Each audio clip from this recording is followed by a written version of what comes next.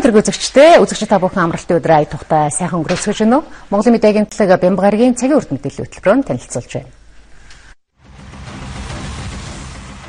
Ойр дороогүй их хэмжээний цас орсон хэдий ч хөдөө хотгүй иргэд малчид тариаланчид баяртай байна. Цаснаас болж цагаагаар хүүтрэхгүй гэж цагуурчид мэдээллээ. Тэргээ жоохон цасаар отлоо байж яах. Тэгээ усны устдаа гой нутгтул цас орно гэдэг чинь одоо нэг шаард гэсэн үг шүү дээ. Өмнөгов аймгийн төв далан задгадад шинэ цэцэрлэг байгуулагдлаа. Улсын төсвөр биш, орон нутгийн төсвийн хөрөнгөөр цэцэрлэг байгуулсан анхны аймаг боллоо.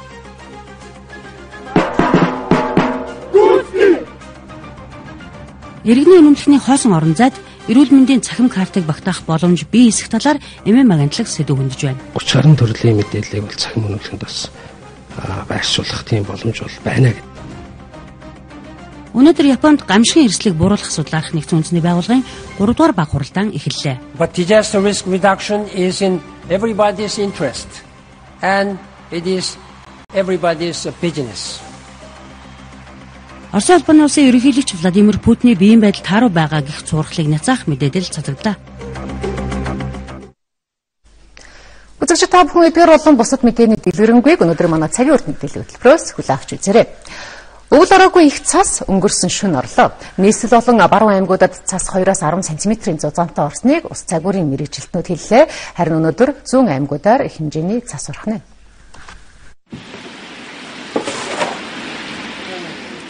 Зөвлөөсөөс ягаад зөвхөн энийг л зөвлөж шин. Одоо тэртхэн зөвлөж амжаагүй л явж байна. Ойр дороогүй жоод энэ жил орныг ингэж гарч байгаагүй. Их цагаар одоо нэг 20 см-ийн цас орсон биз дээ. Өнгөрсөн өвөл цагаагаар тогтуун цасч баг орсон. Харин өчигдөр орсон цас их хотод өвлийг дахин авчирлаа гэж иргэд баяртай байна. Эста сайхан орсон байна. Улаанбаатарт цас орохгүй тэгж бодож байсан байхгүй. Тэс чи өгзээгээс босч ирсэн нэрсэд зарцсан. Тэг бас айгуу салхитай байх нь хүүтэн байна да. Нөгөөдг нэг шуурах шиг юм базж авах гэж бодохгүй. Тэгсэн чигүй ээ. Гараа харсан чи айгуу гоё. Тэг энэ дэрсэн чи энэ чи энэ хүмүүс харангуйтай гулгаяа гэмтэн нэр нэг хэсэг гулгуу затхаа гээд тэгээд нааш харсан. Гоё байна. Хүүхдээ сэлгэлүүлээд агаар сайхан байна. Тэг хонтойгоо гулгаал явж байна. Сайхан жижиг өөхөх шаруучлаар гэж. Улаанбаатарт орсон шиг их хэмжээний цас Төв Сэлэнг аймагт орсон. Цасны зузаан зарим газарт 10 см хүрсэн байна. Мөн Хинтий Дорнод Сүхбаатар аймагт ч оржээ. Ойрын 5 өдөртөө зарим аймгаар цас орохч гэлээ цаг агаар тогтун байна гэж мэргэжилтэн хэллээ.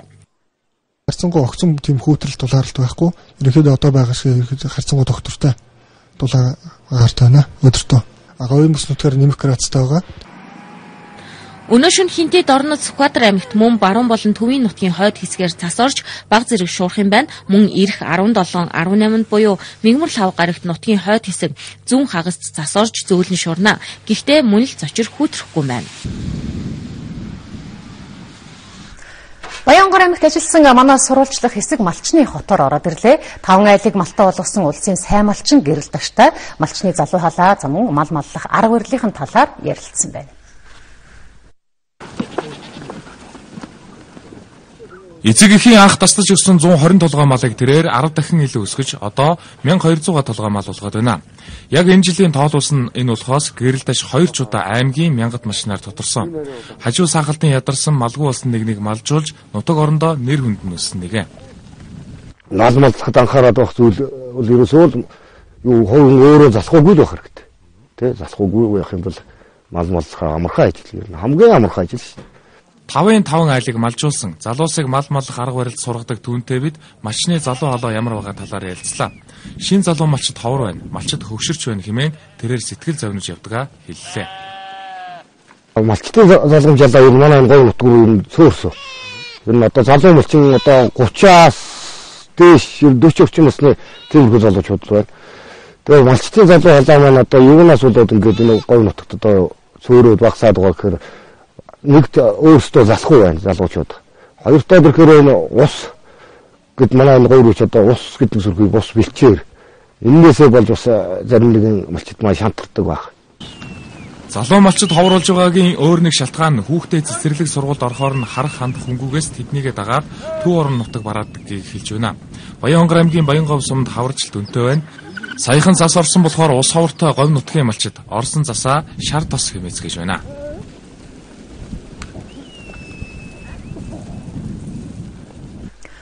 Монголд хичээлийн ургамлаа тариалж гадагшаа орсож байгаа их мөнгөний урсгалыг багасгах боломж байгааг Хөдөө аж ахуйн их сургуулийн профессор хэлж байлаа. Өргөн удам газар нутагта хөдөө аж ахуй зохицуулсан эдийн засагтаа атлаа бид эрчимдсэн фермд шаардлагатай өгдөг хичээлийнхаа бараг 80 гаруй хувийг нь урд хөршөөсөө авдаг харамсалтай баримтыг эрдэмтэд онцолж байсан юм. Таримал ургамлын ийшин Манай улс 1990 оноос өмнө 10 хушуу будаа хөх тариа, тижээлийн улаан будаа саргас, шар буурцаг тариалдаг 27 үйлдвэртэй жилдээ 1 сая тонн нэгж тариалдаг байсан тухайн үед 270-аад нэгдэлтэй байжээ. Одоо 10-аад тижээлийн үйлдвэр байгаа. За тэдний үйлдвэрлэж байгаа тижээлийн дийлэнх нь хадлан болдог. Гэтэл хөдөө аж ахуйн салбар эрчимжиж одоогийн байдлаар сайлын 1600 орчим гахаан 500-аад дахианы 400 гаруй ферм байгаа. Энэ бүх ферм тижээлийн ургамлынхаа дийлэнхийг урд хөршөөс авдаг. Уг нь эдийн засгийн хэмнэлт гаргая, чанартай тижээл авъя, хөрсөө хамгаалъя гэвэл тижээлийн ургамлыг тариалах нь зөв юм а гэж Хөдөө аж ахуйн их сургуулийн багш тайлбарллаа. Тухайлбал одоо буурцаг дурмар, саргас, шар буурцаг, за тэгээд ванду гэдэг ийм ургамлуудыг тариалах юм бол хөрсөнд ихээхэн хэмжээний азот хуримтлагдаж хөрсний үржилсэн юм дээшлэнэ. Тэгээ хойдон жилд тэр талбайдаа улаан будаа тариалахад бол улаан будаа оргосвол наазах нь одоо 8-аас 10% нэмэгдэх ийм боломжтой. Сүм махны фермд иргэдээ тижээлийн ургамлаа тариалаад байвал иргэдийн хэрэглэх хүнсний чанарч дагаад сайжирна. Мөн гаднаас авч байгаа тижээлийн ургамлд зарцуулдаг мөнгөч багаснаа. Эргээд энэ нь эдийн засагт сайнаар нөлөөлнө. Эрчимсэн мал аж ахуй гэдэг маань бол нэг малаас ашиг шимийг нэмэгдүүлээ, өндөр ашигтай малыг одоо үржүүлээ, махны чиглэлээр одоо төлөвлөсөн сүүний чиглэлээр шинэ хөгжүүлээ гэж байгаа. Тэр мал чинь эрчим богино хугацаанд юугаа маш их хэмжээний гарц, мах сууны гарц өгөхийн тулд тэжээлийн маш их нэмэгдэл тэжээл шаардна. Энэ үүднээс бид нөрөө тэжээлийн нөөцийг нэмэгдүүлэхийн тулд тэжээлийн ургамлыг бол загштай төвшөнд нь тариалж энэ юунд тэжээлийн нөөцийг нэмэгдүүлэх шаардлага зүй ёсоор ургаж байгаа юм. Засгийн газар 2003 мөн 2007 онд тижээлийн хөтөлбөр баталж байсан ч биелэлт нь хангалттай байж чадаагүй. Ингээд 2010 онд Монгол мал хөтөлбөртөө тижээлийн ургамлыг тариалгаар тусгаж чамгүй ажил амжуулсан гэж байна. Гэхдээ дотоодын хэрэгцээг хангах хэмжээнд хүрээгүй учраас төрөөс энэ салбарт анхаарах хэрэгтэйг судлаач багш нар хэлсэн. За хүнс хөдөө аж ахуйн яам үүнд хэрхэн анхаарч байгааг тодрууллаа. Төрөөс хүнс хөдөө аж ахуйн талаарх баримтлах бодлого маань 15 онд дуусж байгаа. За 15 оноос дахин одоо шинэ төрөөс хүнс хөдөө аж ахуйн талаар баримтлах бодлого боловсрогдоод явж байгаа. Энэ дээр бол тодорхой зорилтуудыг арга хэмжээнд зорилтуудыг тусгасан ингээ явж байгаа. За үндсэндээ бол тижээлийн үйлдвэрлэл хөрсний үржилсэн ч гэсэн одоо тижээлийг одоо таримлын сэлгээнд оруулж ирэх асуудлууд их чухал байгаа. Бид 1990 оноос өмнө зөвхөн багсармал тижээлийг гэхэд жилдээ 300 мянган тонн үйлдвэрлэдэг байсан. Одоо 10 мянган тонн болж буурчээ. Мөн шүүст тижээл буюу наран цэцэг, арвай, эрдэн шиш, вандуун тариалалтч 90 гаруй хувиар багассан байна. Өмнө Говь аймаг боловсролын салбарт орон нутгаас томоохон хөрөнгө оруулалт бүтээн байгуулалтын ажлуудыг хийж байгаа талаар сэтгүүлч Номын Туяа мэдээлэл өгсөн юм а. Тодорхойлох юм бол 300 хүүхдийн цэцэрлэг шинээр ашиглалтанд орсон байна. За энэ нь улсын төсвөөр биш харин орон нутгийн төсвийн хөрөнгөөр цэцэрлэг байгуулсан анхны аймаг боллоо гэдгийг энэ үеэр бас онцолсон юм а. Аваби нагзурлаа самбаж өвөө. Өмнө Говь аймгийн 70 залгадад шинээр 300 хүүхэд цэцэрлэг тамирагдаж сургуулийн өмнөх боловсролын хамран сургалт 90 гаруй хувьд хүрлээ. Шинэ цэцэрлэгийг барихад орон нутгаас 1.8 тэрбум төгрөг зарцуулсан бол цэцэрлэгийн анги танхимуудын тогтчлд хүүхэд бүрийн насны онцлог тохирсон тоглоом, эд хэрэглэл шаардлагатай бүх зүйлсийг орон нутгийн төсвөөр нийлүүлсэн байна. Цэцэрлэгийн дотоод тогтчлтыг бол бас орон нутгаас шийдэж өгсөн байж байгаа. Орон нутгаас нийт одоо дэвсгэр, зөөлөн эдлэл тэгээд тоглоом наадгаагаар мөн одоо галтгооны тоног төхөөрөмжөөр хангах ийм асуудлыг шийдсэн нийтээ нэг 90 гаруй сая төгрөгийн хөрөнгө оруулалт өгөх хийсэн байгаа. Энэ цэцэрлэг одоогоор 13 багш ажилтнтай үйл ажиллагаа явуулж байна. Хэдийгээр мэргэжлийн боловсон хүчнээр 100% хангагдаагүй ч ойрын 2 жилийн хугацаанд бүрэн хангагдана гэж тооцоолж байгаа юм байна. Энэ цэцэрлэг нь улсын хэмжээнд орон нутагт анх удаа орон нутгийн төсвийн хөрөнгө оруулалтаар баригдсан 3 давхар барилга өгөхий цэцэрлэг болж байгаа юм а. Ер нь одоо орон нутгийн төсвийн хөрөнгөөр оруулалтаар бол цэцэрлэг барьсан аймаг бол Өмнө Говь аймаг. Би бас энүүгээрээ бахархдаг.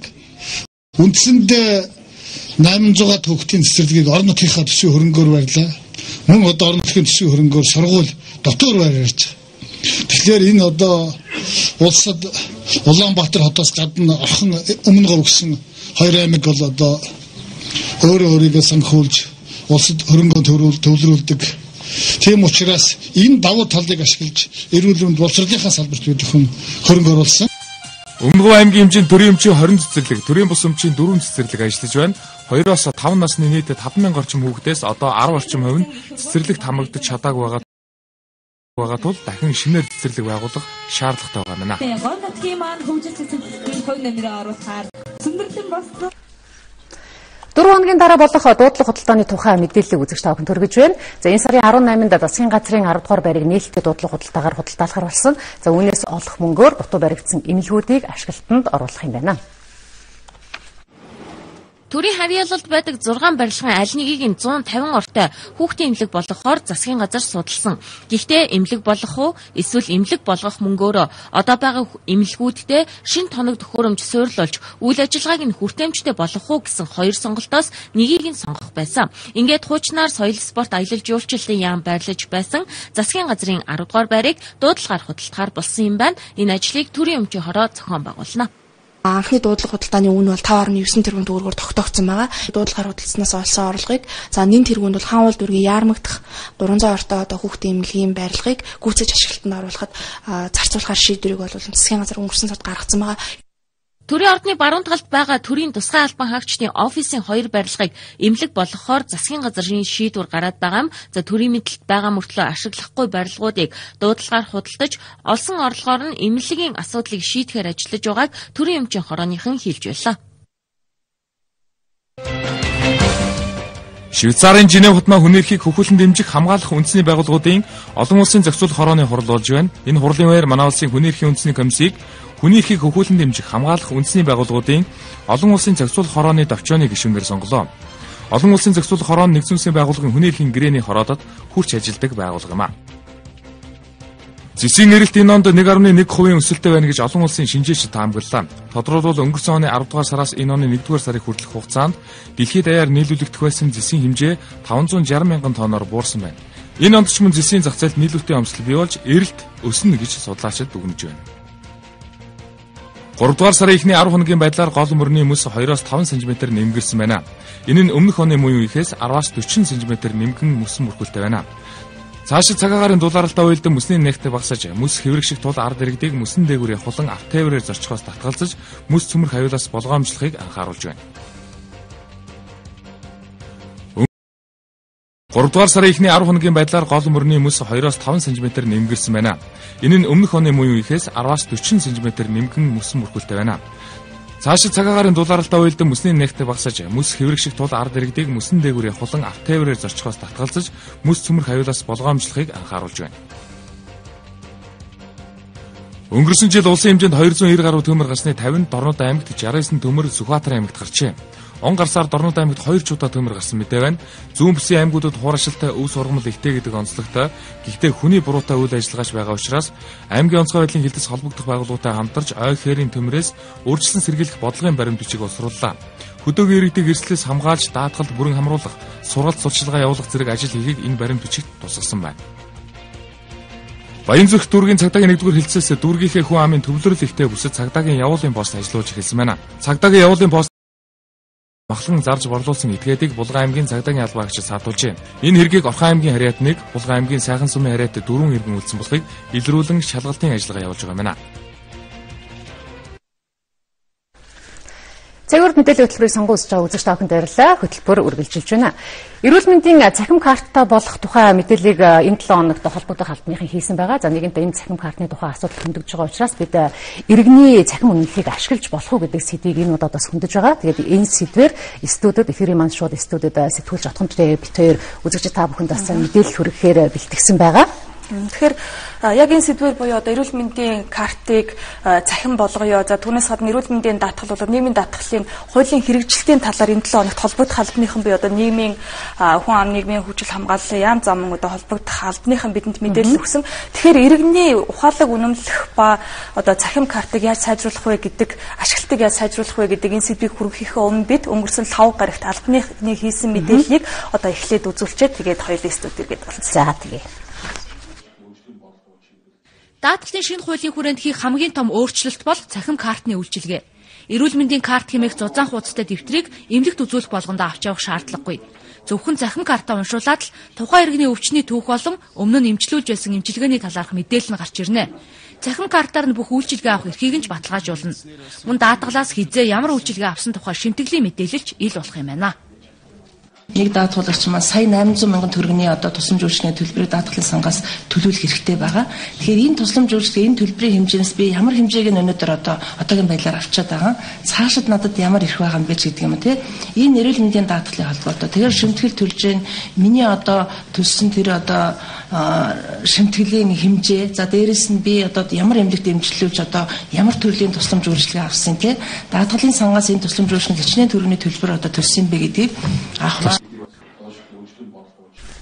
Энэ сурвалжлаас харж байхад отгоо ер нь нэгэнт эрүүл мэндийн цахим картаа цахим дэвтэртэй болоход бас нэлээдгүй хэмжээний хөрөнгө санхүү шаарддаг байх та. Тэгэлгүй яхав. Тэгэхээр ер нь бол цахим үйлчилгээ, цахим бүртгэл цахим засаглалын талаар бүхэл улс орнууд хамгийн тодорхой оновчтой бодлого хэрэгжүүлэхийг зорж байна л да. Гэхдээ аль болох зардал багтаа ийм цогц үйлчилгээг хэрэгжүүлэх хэрэгтэй гэж үзэж байгаа. Тийм ч учраас нэгдсэн үндэсний байгууллагын хөгжлийн хөтөлбөрөөс 2 жил тутамд нэг удаа судалгаа гаргадаг болсон байна. За ямар судалгаа вэ гэхээр улс орнуудын электрон засаглалаар жагсаадаг болсон. Тэгэхээр бид нэгэнт цахим засаглал ухаалаг үнэмлэхний талаар өнөөдөр ярих гэж байгаа учраас дэлхийн нийт ер нь аль улс тэргүүлж байна, ямар хандлагатай байна вэ гэдгийг бас эхлээд үзүүлэе гэж бодож байна. Цахим засаглал ухаалаг систем бол хөгжлийн нэг үзүүлэлт болсон учраас UNDP-гээс улс үндэстнүүдийн цахим засаглалын талаарх судалгааг гаргадаг болсон.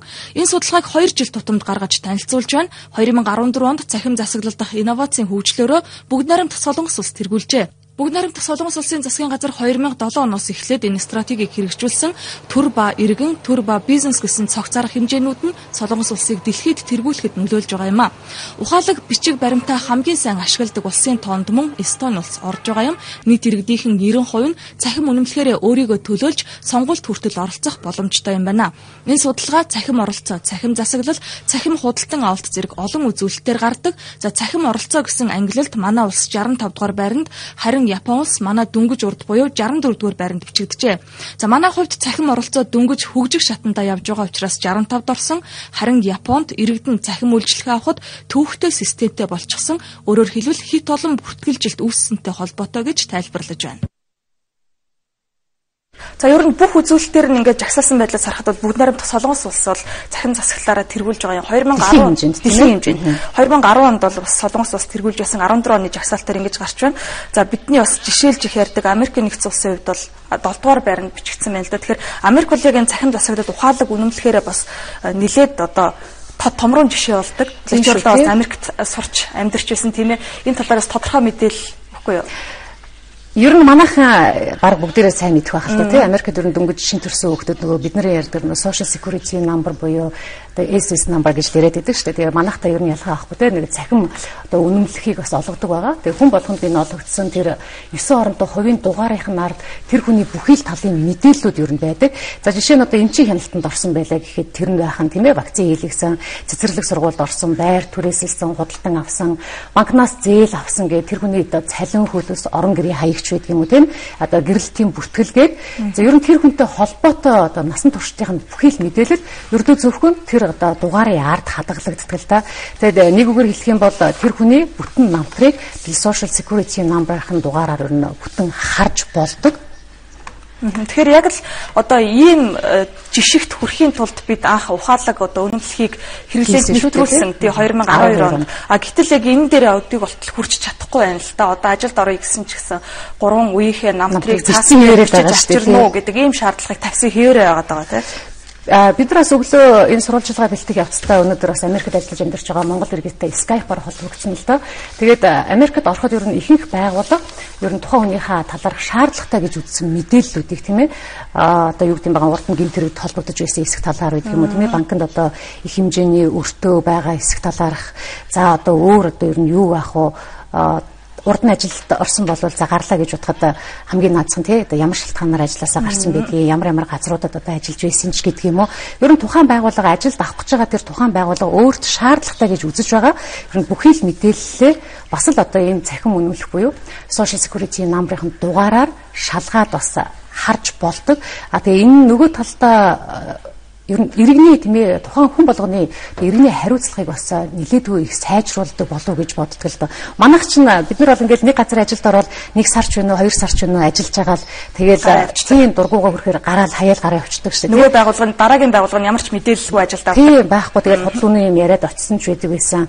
Зарим нэгэн бизнесийн байгууллагынхаа нэр төрийг унгаарсан ч байсан. Тэр нь ямар нэгэн одоо бүртгэгдсэн мэдээлэл гэж юм бас байдаггүй. Тэгээд бас энэ иргэний хариуцлага гэдэг талаасаа бол их давуу талтай юм байна гэж бодож ирсэн. За тэгэхээр бидэнд одоо байгаа иргэний ухаалаг үнэмлэх маань энэ бүх боломжийг өөртөө багтаах боломжтой юм байна л да.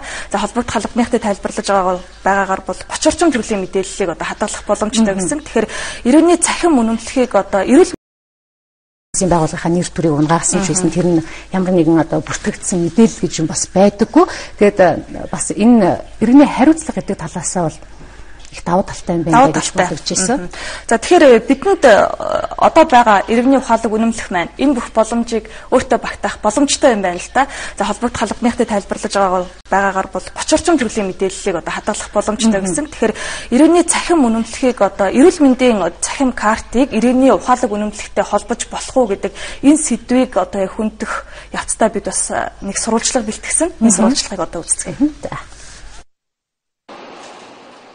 Өнгөрсөн жил мэдээлэл шуудан харилцаа холбоо технологийн газар улсын бүртгэлийн ерөнхий газартай хамтарч иргэний үнэмлэхний чипдэх хоосон орон зайг ашиглах боломжийн талаар судалгаа явуулжээ.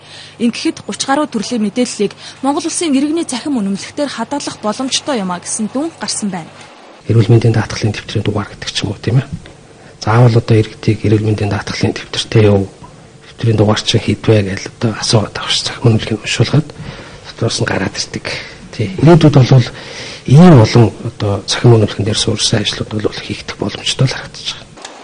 За бидний иргэний үнэмлэхийг 2012 онд Gemalto гэдэг компанид бэлтгэж захиалж Монголд хэвлсэн. За тухайн үед хувь хүний бүх мэдээллийг буюу даатгал, халамж, эрүүл мэнд, боловсролын үйлчилгээ, татвар төлсөн цэргийн алба хаасан гэх мэт мэдээллийг багтаана гэж тайлбарлаж байсан. Харин одоо голтол шийдэгдээг байгаа.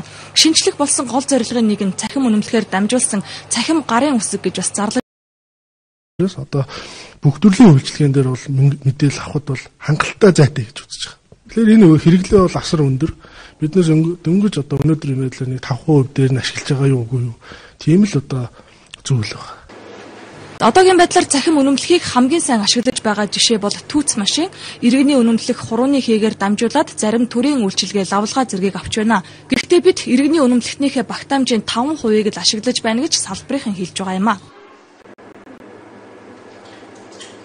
Тэгэхээр хамгийн гол нь иргэний цахим үнэмлэх маань одоо анх хэвлэгдэхдээ 18 жилийн ашиглалтын хугацаатай хэвлэгдсэн гэдэг ийм мэдээллийг бас зарим их сурвалжууд өгдөг л дөө. Тэгэхээр бид одоогийн байдлаар бараг 3-4 жилийг ашиглаж чадахгүй алдчихад байгаа гэсэн үг л дээ. Тэгэхээр ер нь цаашдаа иргэний ухаалаг үнэмлэх дээрээ мэдээлэл одоо нэмж оруулахад бид одоо анх захиалсан тэр компанид дахиж төлбөр төлөх шаардлагатай юу? Аль эсвэл бид Монголда үнийгээ дахиад ашиглах боломжтой юу гэд тодорхойгүй байгаа маш олон асуудал байгаа юм байлээ. За түүнээс гадна иргэний ухаалаг үнэмлэхийг одоо эрүүл мэндийн даатгал болоод шинэ карттайгаа яаж холбох вэ гэдээ бас хамгийн чухал асуудал бас олон байгаа юм л да. За баярлалаа. Тэгээд үзэгчдээ бид энэ талаарх мэдээллийг одоо дараагийнхаа мэдээллийг үзэгчтэй аваханд иргэн сурвалжилж өгөх болно. Ингээд цагийн үр мэдээллийн хөтөлбөр үргэлжилж байна.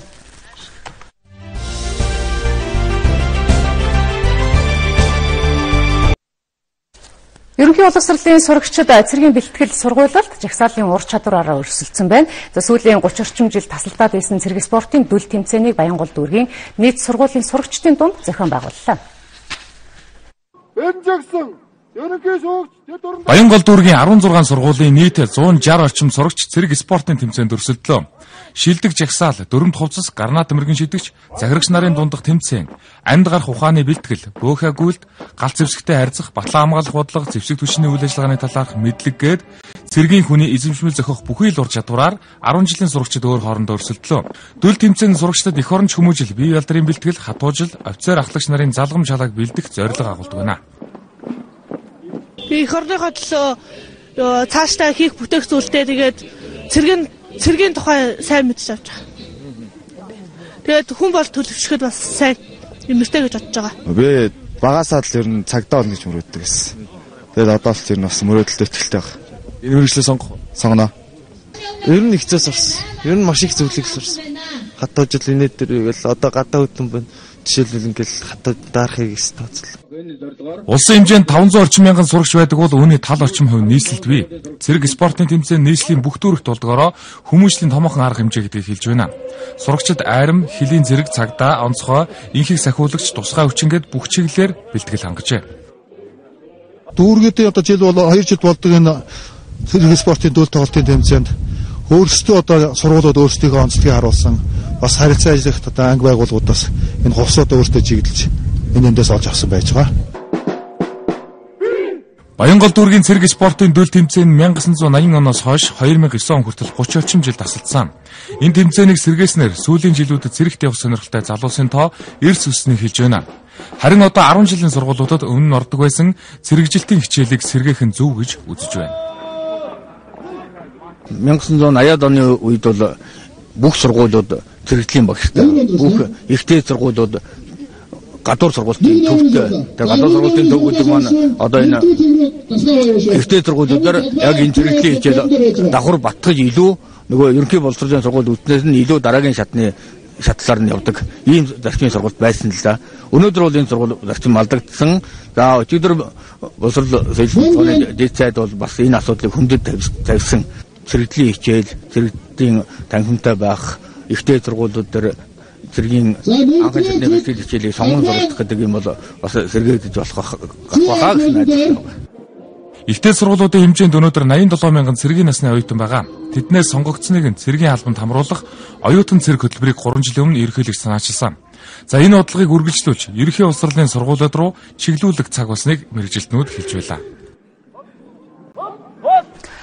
Хүүхэд залуучуудын сэтгэл зүйн асуудал эргээд ажил хөдөлмөрт хандах хандлагат нь ч гэсэн нөлөөлдөг болохыг энэ удаагийн сурвалжлагада манай 5 тэрбум төгрөгийн хохирлыг учруулж байгаа гэж сэтгэл судлаачид судалгаагаар тогтоосон байна.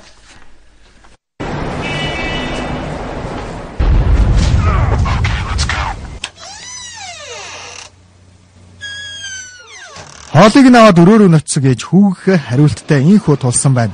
Боломжийн амьдралтай, догцсон орлоготой энэ айл ганц хүүтэй дунд ангийн сурагчгүй нь компьютер тоглоомд улаарснаас инхүү өөрийгөө гэр бүлийнхнээсээ тусгаарлах болсон байна. Сэтгэл судлаачдад байгаа нэгэн жишээ энэ. Хүүхдүүд бол яаж ийн вөхөр гэртээ зүгээр ингээд их цагийг ерөөсөө хийд юм өнгөрөөдөг. Ямар нэгэн байдлаар одоо бусдад гэдэг юм уу өөртөө гэдэг юм уу хэрэгцээ зүйл хийхгүйгээр зөвөр одоо өрөөндөө одоо байх гэдэг юм уу те ийм цаг нөхцөх байдлаар өнгөрөөж байгаа гэдэг ийм эцэг эхчүүд бол бас өөрөө тийм баг биш тоогоор бол манад хандаж ирж ирсэн л та. Багаас ийм дадал зуршилтай буруу хүмүүцсэн хүүхдүүд бараг засагддаггүй гэж сэтгэл судлаачид хэлж байлаа. Зарим эцэг эхчүүд миний хүүхэд том болоод өөрчлөгдөнө. Би даах чадвартай хэмээн өмгөөлж явсаар нийгэмд ямар ч итгэхгүй дээд боловсролтойч ажил хийх сонирхолгүй залхуу нэгэн болгодог байна. Ийм хүмүүс манай улсын нийт хөдөлмөр эрхлэгчдийн 5-аас 10%-ийг эзэлж байна. 21 настай юм аа манай хүүхэд. Тэгээд даавч ер нь дагуулад ирж байгаа. Тэгээд хүмүүс бол бидний ингээд зүгээс харахад бол аль хэдийн ажил хөдөлмөрт одоо хийх насандаа хүрчээд байдаг. Гэхдээ ингээд гэртээ байгаад байдаг гэрээсээ гардаггүй гэдэг ингээд аавч ер нь дагуулад иржсэн жишээлбэл ийм тохиолдол одоо байна л да. Өнөөдөр ажлын байр дээр байгаа 4 хүн тутмын нэг нь ажилдаа бүтээлчээр ханддаггүй. Бусдын ард зүгээр суух сонирхолтой хүмүүс байгааг сэтгэл судлаачид судалгаагаар тогтоосон байна. Монгол улсад бол хөдөлмөр идэвхтэй ажил хийж байгаа 900 мянган одоо хүн буюу хүн ам байна гэж үзэж байгаа. Эндээс 200 мянга орчим нь бол ерөөсөө ажлын байран дээр зүгээр зарлаг гаргадаг буюу одоо бүтээмж гаргадаггүй хүмүүс гэж хэлээд байгаа юм л та. Тэгэхээр энэ хүмүүс бол эргээд ажил хийхгүй байгаа хүмүүсээс магадгүй давхар 2 дахин илүү хор гүнэлтэй. Яагаад гэх юм бол энэ хүмүүс одоо цалин авч идэг, зарлаг гаргаж идэг гэдэг утгаараа. Тэгэхээр нийт жилдээ тооцоолоод үзэх юм бол 1.5 байран дээр зүгээр зарлаг гаргадаг буюу одоо бүтээмж гаргадаггүй хүмүүс гэж хэлээд байгаа юм л та. Тэгэхээр энэ хүмүүс бол эргээд ажил хийхгүй байгаа хүмүүсээс магадгүй давхар 2 дахин илүү хор гүнэлтэй. Яагаад гэх юм бол энэ хүмүүс одоо цалин авч идэг, зарлаг гаргаж идэг гэдэг утгаараа. Тэгэхээр нийт жилдээ тооцоолоод үзэх юм бол 1.5 одоо тэрлион одоо төгрөгийн зардал одоо агуулгуудад одоо учруулж байна гэдэг ийм тоо баримт байгаа юм л. Итгэмээргүй харамсмаар ийм мэдээллийг сэтгэл зүйчид өгч байна. Боловсролын салбарт тэр тусмаа ерөнхий боловсролын сургуулиудад сургалтын хөтөлбөрт сэтгэл зүйн чиглэлийн мэдлэг мэдээлэл олох байдал хангалтгүй байдаг гэж байна. Хөгжилтэй орныхан алхам тутамдаа авдаг сэтгэл зүйн зөвлөгөөгч бид төдийлөн тоодгүй энэ чиглэлийн мэргэжилтэн ч манад ховор байна.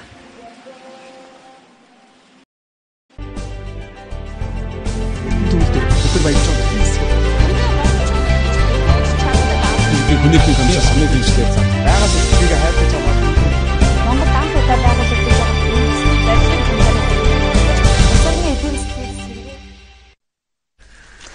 энэ жил эрүүл мэндийн даатгалын тухай шинэ хууль батлагдсан. Шинэ хуулийн тухай мэдээлэл түгээх зорилгоор Улсын их хурлын нийгмийн бодлогын байнгын хорооноос орон нутагт ажиллаж байна.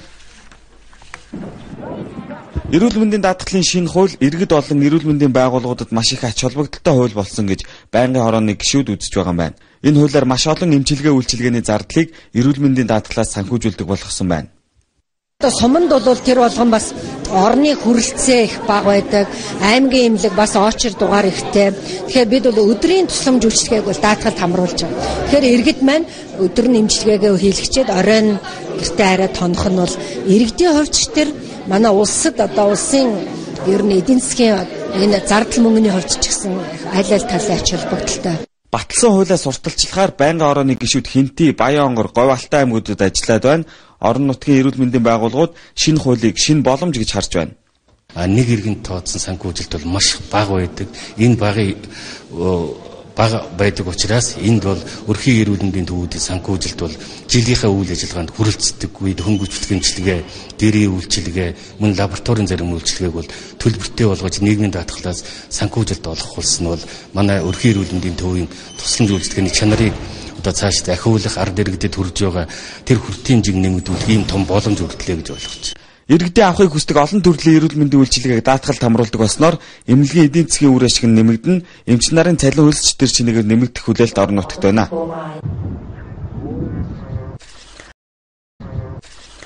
Орон нутгийн хүүхдүүд их зардал гаргаж заавал Улаанбаатар хотод ирэлгүйгээр аймагт Монгол Улсын их сургуулийн олон улсад магадлан итгэмжлэгдсэн хөтөлбөрөөр суралцах боломж энэ жилээс нэгдэж байгаа. За дээд боловсролын шинжилгээний хөтөлбөрөөр тухайн сургуулийн хөтөлбөр нь салбар сургуулиуд дээр ижил байлгах зорилго тавьсан нь Монгол Улсын их сургуулийн завхан салбар сургуулийнханд ийм боломжийг олгосон байна. Монгол Улсын их сургууль энэ жилээс олон улсын мэрэгжлийн байгууллагаар хөтөлбөрөөр магадлан итгэмжлүүлсэн. Яг энэ хөтөлбөрөөр Монгол Улсын их сургуулийн завхан сургууль хичээллэж байна. Энд баруун бүсийн 5 аймагаас гадна төвийн бүсийн хэд хэдэн аймагаас эзлэлт авдаг юм байна. Тус сургууль эдийн засаг бизнесийн удирдлагын чиглэлийн 8 хөтөлбөрөөр дээд мэрэгжилтэн бэлтгэж байна.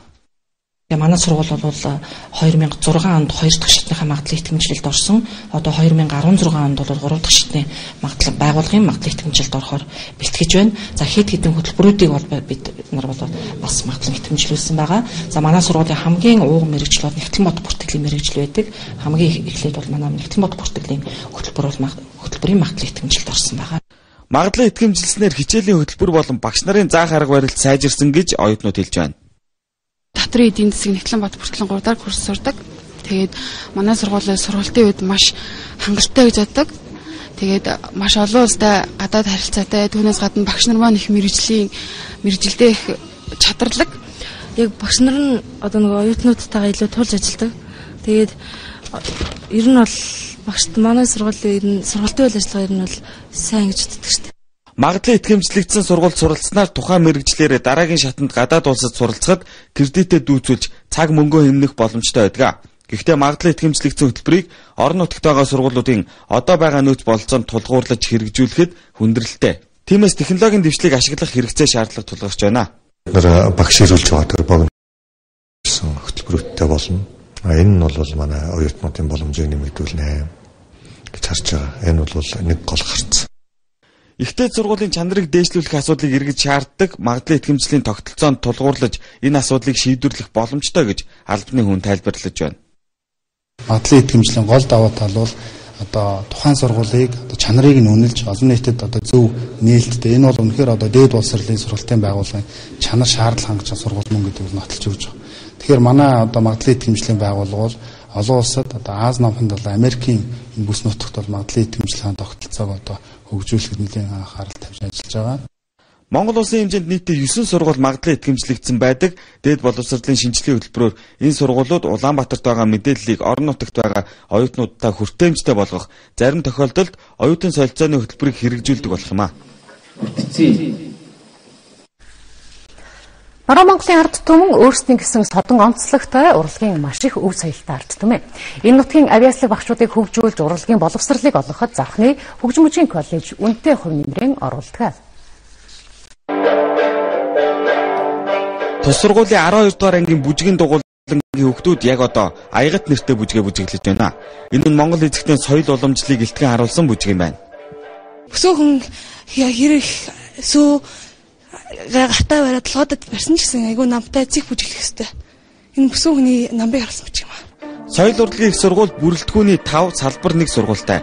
Энэ салбар сургууль нь Завхан аймагт үйл ажиллагаа явуулж байгаа хөгжим бүжгийн коллеж. Төв сургууль дээр анги танхимын хүрэлцээ хангалттай биш учраас баруун аймагаас тодорч байгаа авиаслаг хүүхдүүдийг асар олноор нь авчиж суралцуулах боломжгүй учраас энэ сургууль нь бүс нутгийн урлагийн боловсрол чухал ач холбогдолтой сургууль юм а. Ардын хөгжмөөр мэрэгчж байгаа хүүхдүүд маань байна. Дээрээс нь за ятгах хянз хуучир морь хуурч гэдэг юм те. Тэгээ энэ хүүхдүүд очиод хөдөө орон нутгата өөр өөрийнхөө аймагт одоо өөрсдөө ингээд мэрэгчлэр ажиллах болцоо бүрдэж байгаа. Завхны хөгжим бүжгийн коллеж 1988 оноос хойш үйл ажиллагаагаа тасралтгүй явуулж байгаа. Одоогоор энэ сургуульд Ховд, Увс, Баян Үлгий, Баян Онгор, Хөвсгөл зэрэг аймаг мөн Улаанбаатар хотоос ирсэн 250 гаруй хүүхэд суралцж байна.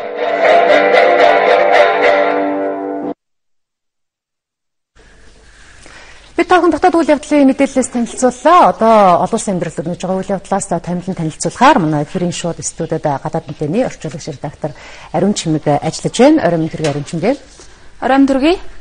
За тэгэхээр нэгдсэн үндэсний байгууллагын одоо баг бүх гишүүн улс орнууд Япон улсад зохион байгуулагдаж байгаа. Одоо гамшигын эрсдлийг бууруулах одоо баг хурлаар энэхүү гамшигаас одоо үүсдэг эрсдлийг бууруулах арга замыг бол эрэлхийлж байна.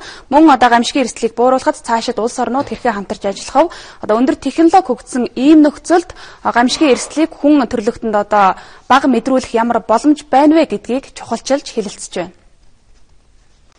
Япон улсын Синдай хот бол өнгөрсөн 2011 оны 3 дугаар сарын 11-нд газар хөдлөлт цунами гамшигт өртсөн ийм газар. Япон улс өөрөө байгалийн гамшигыг даван туулсан туршлагатай учраас дэлхийн нийтийн өмнө тулгамдаад байгаа гамшигын эрсдлийг бууруулахад үнэтэй хувь нэмэр зөвлөгөө сургамж өгөх болов гэж шинжээч. Гамшигын эрсдлийг бууруулахад үнэтэй хувь нэмэр зөвлөгөө сургамж өгөх болов гэж шинжээчид энэ хурлаас харж байна. Өнөөдөр өглөө хурлын нээлтэнд Япон улсын эзэн хаан, хатан хаан, мөн дэлхийн улс орнуудын төр болон засгийн газрын эрх баригчид, төлөөлөгчид оролцож өөрсдийн байр суурь илгээлтээ өглөө.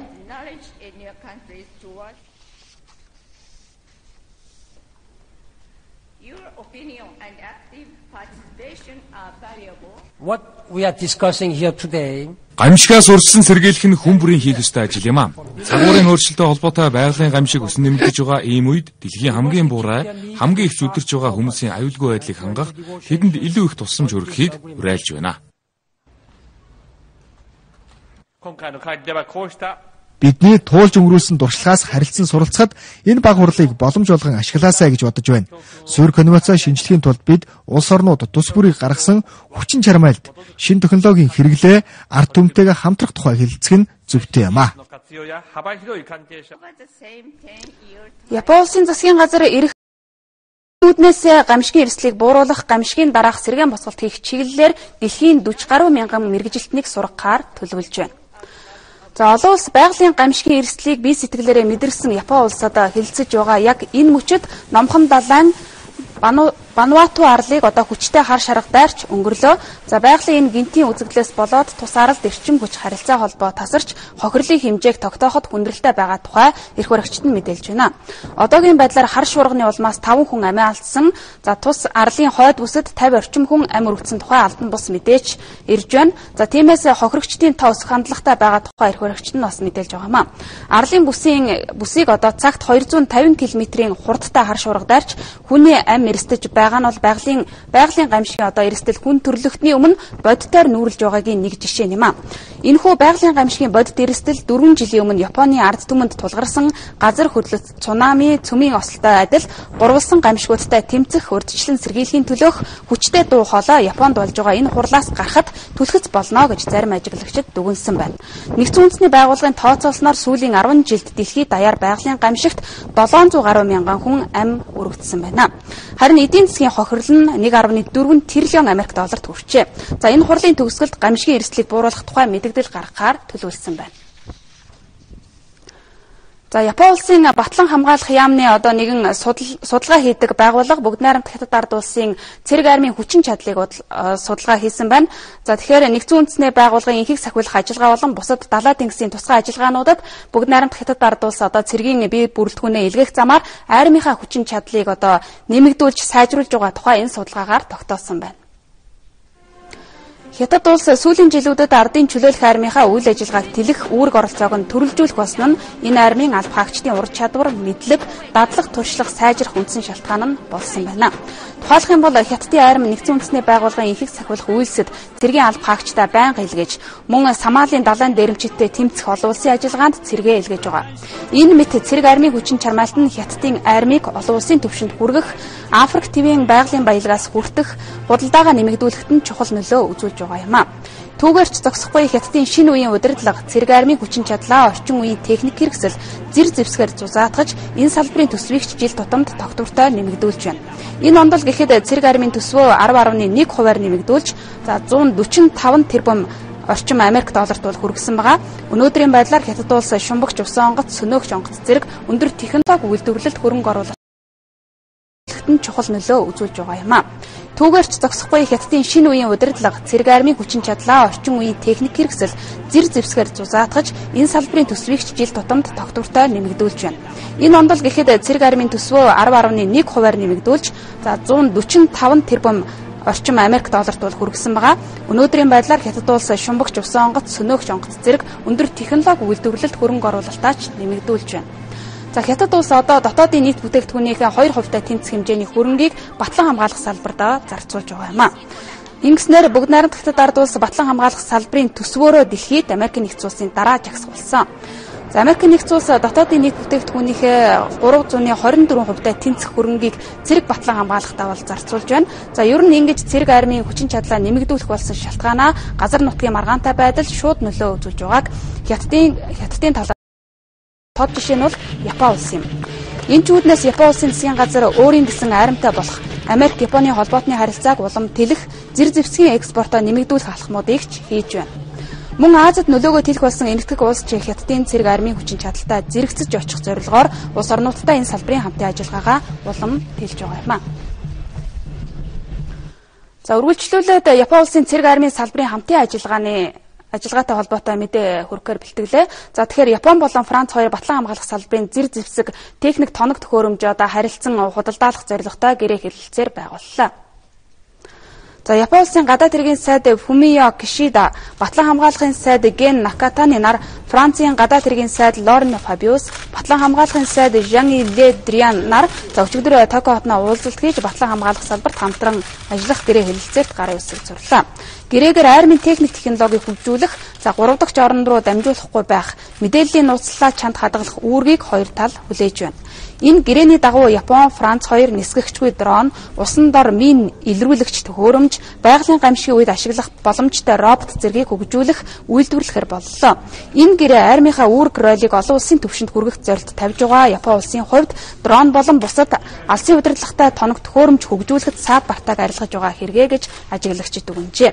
Шинзо Абегийн засгийн газар батлан хамгаалах салбарынхаа үүргийг улам өргөжүүлэх, хууль эрх зүйн өөрчлөлт хийхээр төлөвлөж байгаа.